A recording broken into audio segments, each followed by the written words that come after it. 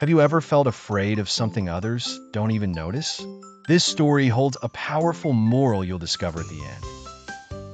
In the savannah of Nuvumba lived Elian, a small elephant with enormous ears, but with a secret fear no one understood: absolute silence. While other animals enjoyed the calm of the sunset, Elian got nervous. The silence made him imagine things he couldn't see. When everything goes quiet, something bad must be coming, he would repeat while moving his legs and wagging his tail like an improvised drum. That's why Elian made noise wherever he went. He sang, dragged branches, and even invented a flute using a hollow stick and dry leaves. His best friend was Tula, a zebra with violet stripes that followed no pattern. She liked painting the trees with mud. "What if silence isn't bad, Eli?" Tula would ask him every afternoon, but he would only respond by covering his ears with his big ears. One day, Nuvumba was covered by a fog so thick, not even the birds sang. The whole forest went still, and Elian panicked. He ran, shouted, shook branches, but there was no answer. Tula was also lost in the fog, and that made the fear grow. Suddenly, a glowing figure appeared through the mist. It was Kiro, an albino mole with yellow glasses and a blue flame lantern. "Who are you?" asked Elian, trembling. "Kiro, the guardian of silence," he said with a voice soft as the wind in caves. Kiro explained that silence was a forgotten gift. If you learn to listen to it, you'll discover things noise won't let you see. "Like what?" murmured Elian, still unsure. Kiro just smiled and turned off the lantern. Everything went dark and completely silent.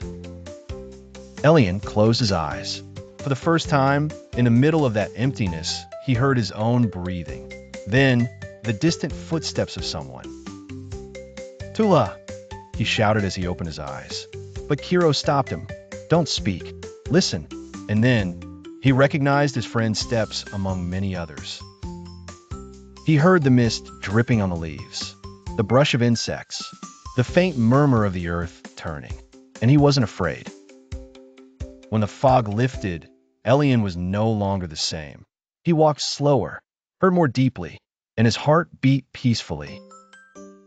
"Tula, I heard the world without seeing it, and it was full of life," he told her when they reunited. She smiled with mud stains on her snout. From that day on, Elian stopped making noise out of fear. He used his flute only to celebrate sound, not to escape silence.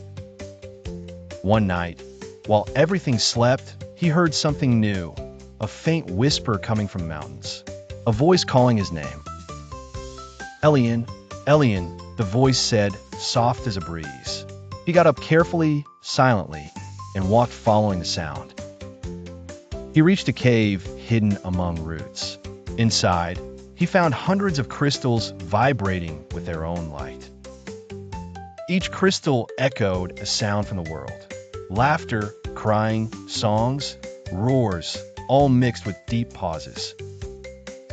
"Balance lives here," said Kiro, appearing once more. "Sound and silence dance together, like your steps and your shadow." Elian touched a crystal and heard his mother's voice, who was no longer there. He cried, but he didn't run. Silence let him feel without fear. That night, he returned to Tula and shared a soundstone with her. She heard her own dreams reflected in it. Together, they founded a corner of the savannah where animals could enter and simply listen. The birds stopped singing for a moment.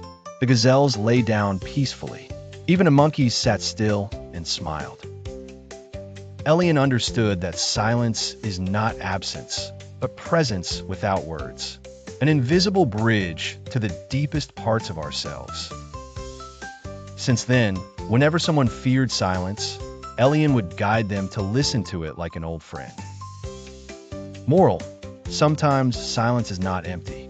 It's the way the world speaks to us without noise, so we can hear ourselves. See you again very soon with more magical tales that will make your imagination soar and touch your heart in every adventure.